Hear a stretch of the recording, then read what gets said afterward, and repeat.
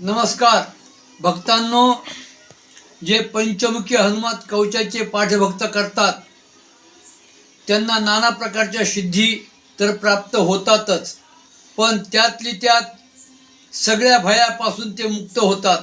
कोणाला शत्रुभय आहे, कोणाला रोगाचं भय आहे, कोणाला भूतबाधा आहे, कोणाला प्रेतबाधा आहे, कोणाला संबंधबाधा आहे. अशा असणारे जे व्यक्ती आहेत त्यांनी जर पंचमुखी हनुमत कवचाचे पाठ रोज त्या ठिकाणी सकाळी 11 पाठ जर केले तर असे व्यक्ती सगळे बाधेतून मुक्त होऊन ते व्यक्ती जनसामान्यामध्ये नाव कमवतात.